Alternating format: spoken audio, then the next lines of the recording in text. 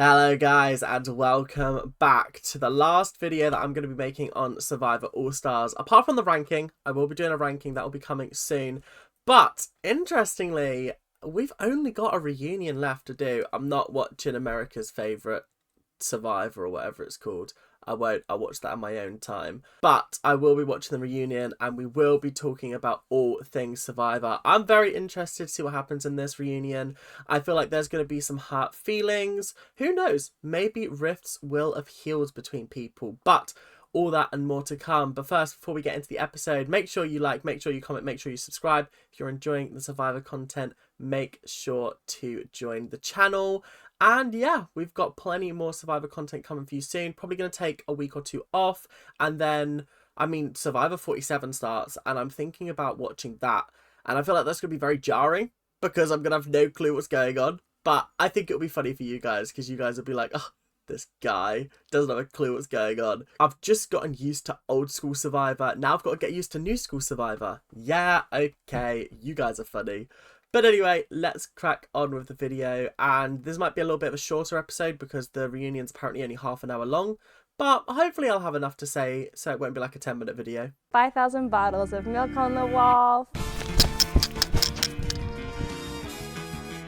He's squirting! That's kind of degrading. There's so much water, Mom. Oh no. Oh no. Search up. I forgot to wash my hands.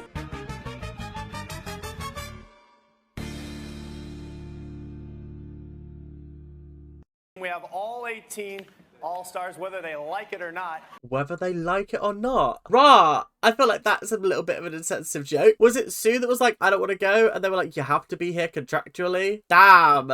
Jeff, you're not fighting the allegations, my friend. You're not fighting the allegations. Did Amber earn this? Did she coattail it, or was she a part of the decision-making? A little bit of both.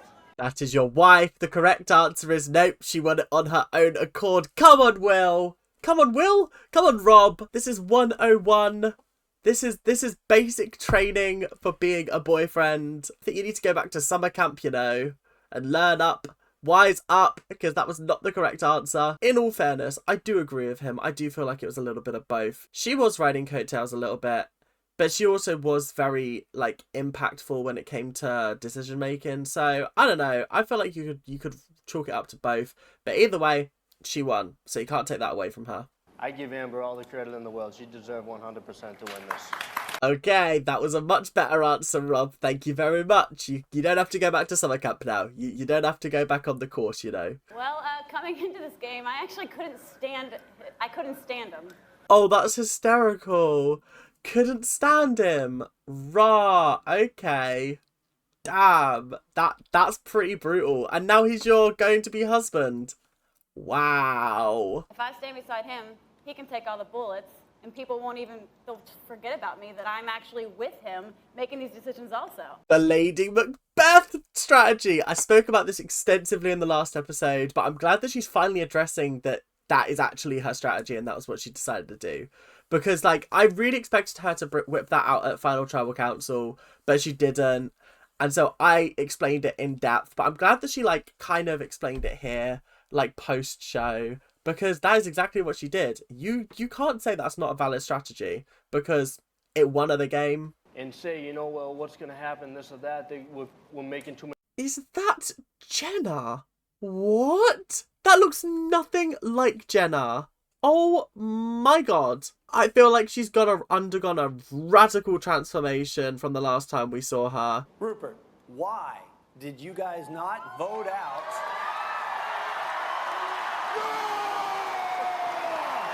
Just listen to that crowd reaction for Rupert. That's brilliant. I love it. I know I've seen in the comment section apparently it's not very popular nowadays. But, like, is that because he's done something genuinely wrong? Or is that because, like, his form of gameplay isn't considered good by today's standards of Survivor? Because if it's the latter, I don't care about that. But if he's done something genuinely wrong, then, like, a little bit orcs, do you know what I mean? There was talk between the two of us, Big Tom and I. There was a lot of talk. Not them addressing that chat that just blew up. Oh my god, that was so funny. I remember watching that and I was like, oh, so like this is the plan, right? They're getting rid of Boston Rob or Amber, right? Right? And then like Rob was like, I'm gonna play these two against each other, and I was like, oh no, they've fallen for the trap. They've fallen for the pitfall. No, how could they do this? Going into the final three, I realized that I had pissed off just about everybody on the jury. I mean, at least he's self-aware, do you know what I mean? Like, he knew he wasn't going to win. Rob just didn't have a chance against anybody. And, like, you guys may disagree with me and you may be like, oh, well, he had a chance against this person, he had a chance against this person. But, like, I think when it came down to it, if you'd have swapped one person out for Amber, I still feel like that person would have won over Boston Rob if he'd have done the exact same things along the way. But then again, this was back in the day when jury management wasn't necessarily at the forefront of your mind. It was, let's get to the end and worry about the jury later. Future seasons, pay attention to who you're sending home and who you're backstabbing, please. So, just to see, of the four of you, if it had been Jenna instead, would anybody have changed their vote? Who would have still voted? You would have changed your vote. There you go. So that would have been the difference. I'm interested to see how many people who voted Rob would have voted Jenna. If you got what I mean. If Shianna changed her vote, I mean, Shianna was never going to vote for Jenna. She hated Jenna. The other three were too butthurt. You had said this is business and not friendship over and over. So what's the difference here? Okay, I'm going to need a very, very valid answer from Lex, because this is the thing that I've struggled with, like, throughout the whole thing, is that he did kind of backstab Colby, Ethan, and Jerry. It felt like, oh, now I've been backstabbed, that is completely different. Colby, Ethan, and Jerry all took their backstabbing a lot better than Lex did. The difference was that no deal was ever struck between Colby, Ethan, and I. We didn't make alliances. We didn't make a deal. Frankly, they didn't work into my plan. I feel like that's a fair point. If there were no deals made, then that's fair. And at the end of the day, the deal that was made was, you keep her safe, I'll do what I can for you. And he didn't do anything for them. He just sent them home, sent them to jury. I feel like there were different ways of going about this. I think that Lex makes a valid point, but there's not really much you can do at the end of the day. It just is what it is. True, when you're playing chess, you don't give away another thing because they're your buddy. I feel like, yeah, the comparison of chess is very ridiculous. And I feel like actually this makes a lot of sense with how, like, Richard plays the game. Human emotions are not involved in chess. Those pieces that you're moving around the board don't have feelings, aren't going to get hurt, aren't going to be, like, traumatized by the fact that you stabbed them in the back, that kind of thing. Whereas, like, that is how Richard plays the game. He plays the game as if nobody has emotions and they're all just pawns in his game. Whereas, like, Lex, I feel like he still has a understanding of, okay, I'm going to do X, Y, Z. The only person that he didn't do this with was Colby, but with Ethan and Jerry, he sat them down and was like, look, I need to cut you at this point, X, Y, Z. I'm really sorry, I've got to do it in order to further my game. And it was like, but we haven't made packs, we haven't made this, we haven't made that, etc, etc, etc. But with Rob just kind of went, yeah, I'm not honouring that promise. And I feel like that was that was different enough for me to be like, I can understand why he'd be upset. I know Rob, and he asked for that favor outside the game.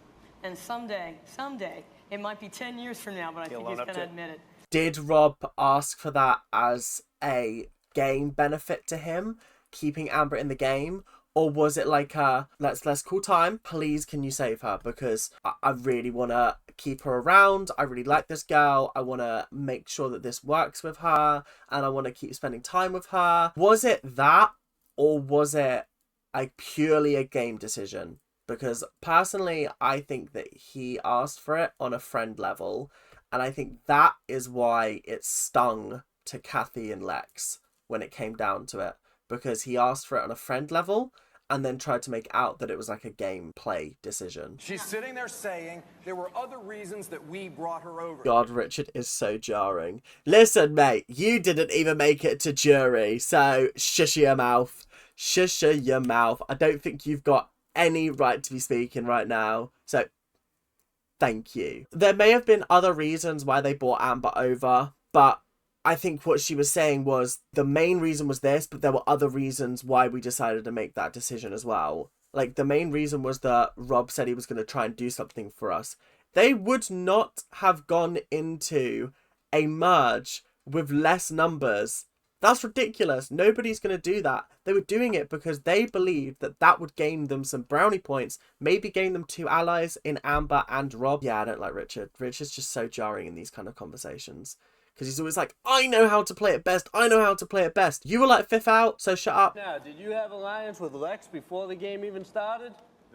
Okay, so we're going like way back. We're going all the way back to when Lex accidentally dropped Big Tom's name in it. I forgot that that was even a point. I forgot about that. And now we're talking about an alliance before the game even began? Rah! Honestly, okay, we need to talk about this genuinely. The pre-gaming really did ruin this series. It really did.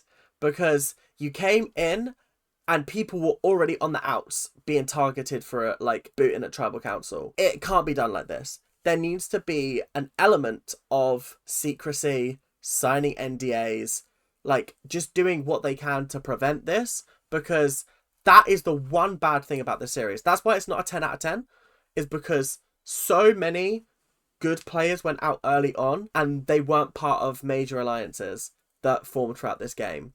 It's ridiculous. It's unfortunate. And it's just jarring is what it is. It's so annoying. It's so jarring. Yes or no? Well, don't yes or no me. Big Tom is absolutely fuming. And honestly, I feel like he has a right to be. I feel like he has a right to be. Because in the nicest way possible, how many times does he have to prove that he was on Rob and Amber's side?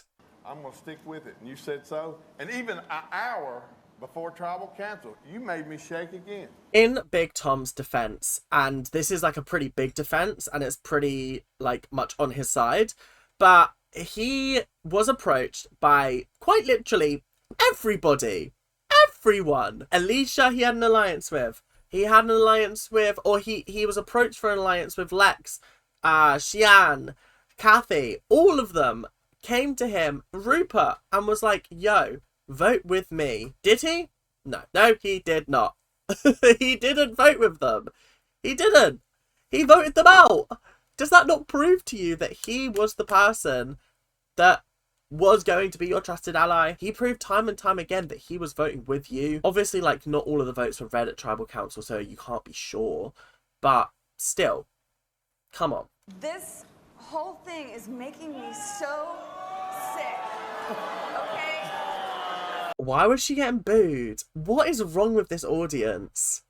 I'm so over them. Why are they so toxic towards her? Listen, I've said this before, I'll say it again. Jerry's not a villain. She might be a villain by, like, early 2000s reality standards. But, like, come on, guys. Be serious. She's not a villain. She doesn't even deserve to be called a villain. Because, like, all she is just a little bit grumpy sometimes. And, like, a bit moody. Which, like, fair. I would be. Does that mean I'm a villain? I'm sorry, sometimes I get moody. And now I'm being called a villain. God, so toxic.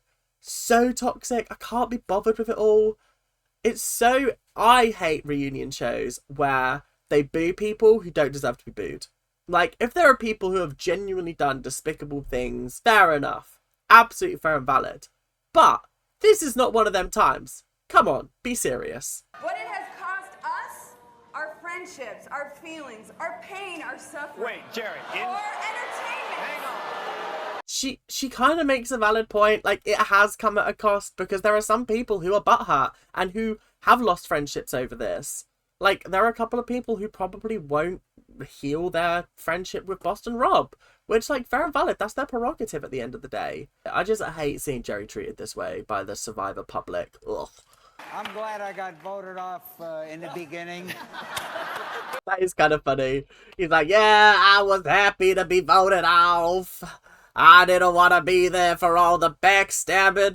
This is the thing. He was part of the first series where backstabbing wasn't really a part of gameplay. It was kind of just, we're going to eliminate one tribe and then we're just going to eliminate our tribe. And then it's just like from there on out. So I feel like that really did not play into the factor on season 1. I feel like that started to happen around about season 3, 4? Was when the backstabbing began to start? I don't know. I can't remember the first backstab. But, yeah, I think Rudy I don't know how different this season would have been with Rudy on. I don't think he would have lasted much longer, I'll be honest. That foot injury of his. Yeah, tough. It's a game. Ultimately, I feel like everyone has betrayed someone in this game. I feel like I go backwards and forwards on how I feel about playing this game. I truly don't know until I'd be in that situation whether I would be sort of a target or whether I'd be the mastermind or whether I'd be a first out. I don't know. But the way I'd play it on an All-Star series would have to be different to the way I'd play it on just a regular series. And I think that some people are able to make that distinction between like a game and real life, but I don't know how many like connections Xian had before the game started going into it. But Lex has been very open, Kathy's been very open about the fact that they were good friends with Boston Rob, so when that betrayal happened, that stung. Whereas with Xian, like, she hasn't been open about the fact that, like, oh, you were my friend and you backstabbed me. I don't know whether that's the case or not. It's just tough. But I do feel like when Xian says that, I'm like, yeah, no, actually, I do agree with you. And then Lex says something, and I'm like, no, I do agree with that. I think it's just a very difficult ethical debate. Where do you draw the line? You know, if he want to be a line-stealing cheat, let him be it. Okay. I think it's hilarious how Boston Rob is dressed like a minion before the minions were even a thing. He's the OG minion, and that's kind of iconic. From day one, Tom, you called me Pony out there. You used it in a derogatory way. Pony. Pony. That's what we're using as the big, gotcha moment. Is you're my pony and I'm going to ride you to the end. Boston Rob, you've lost me. How is that derogatory? Like, he could call you so many worse things. And being a redneck from the South, he probably could. I won't lie. I'd like to think that's not in his character, but you never know. So I feel like this is not the hill to die on. Pony is not the hill that... No. What? And I joked around with you and I called you dumbass. And you know what? One way... Ooh, dumbass. Wow, we're really throwing the insults out there, aren't we? However, I do not apologize for the way I played this game, but if I did your family wrong, then I apologize and I'm sorry. Yeah, fair. I don't know. What did Boston Rob say about his family? I don't remember. I don't feel like I remember anything like specifically about it. Maybe there was like a comment that I missed or that I just didn't have a comment on in an episode because I just don't remember what Boston Rob said about like Tom's family. I feel like attacking people's family is always like a no-go. Like, it's just a no-go area in reality. Just don't go there. It's not worth it. Give us a big shot of all 18. We are now down to 17 because Jerry left during the break. Well, is that because the audience was like booing her? Do you see what I mean, guys? Like, it's just mean-spirited. I also, if I'm being 100% honest, reunions always work better when there's not a live audience. Shoot me, okay? Not literally, please actually don't. But like, I feel like reunions work so much better when there's no audience and the filter can truly come off and there's no audience like boo, woo. There's none of that. It's just you're in a studio and you're just talking about it. And there's no sort of filter there. It's why the Drag Race reunions work so well for the most part. Because there's no audience. Because I feel like if there was an audience, then I think people would really filter what they were going to say and not necessarily say how they really feel. Please, somebody in the comment section, explain to me why the audience hates Jerry so much, because I just don't get it. To suspect that the other might be playing you? Yeah. Oh, I do love them so much. This is so sweet. It was really nice. Like, I hate when my friend says this, but whenever we watch like a reality show together, she's always like 10 times more invested if there's like a showmance going on, because it gives us something to like invest in. And I'm always like, oh, that's so ridiculous. Like, I'm here for the gameplay. But actually, the showmance did kind of elevate this series a little bit. It was something that we've not had before. It was something new. It was something exciting. And I feel like it actually gave us a really, really good look into how romance can spring in the strangest of places.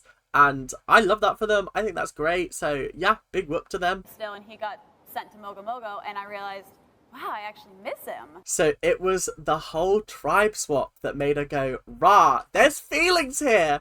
In the cold heart, there's feelings. I'm joking, not in the cold heart. She seems lovely. That's very interesting. I feel like that is probably like a good defining moment to be like, yeah, we were split up, and that's when I realized, oh yeah, actually, I do really like this person. She's still here. She's just here now instead of in the audience like she was last year. Heartbroken for Jenna. Said this before. However, the lighting on her is either very, very terrible, or her makeup is just very dark, because I do not remember her looking like that last time I saw her. This is another Survivor relationship. Jenna and Ethan. Ah, Jenna and Ethan. I know it's doomed to fail because they break up at some point because he gets married to someone else, but still cute in the moment, I guess. This is what, 2003, 2004? Yeah, that's crazy. I was 2!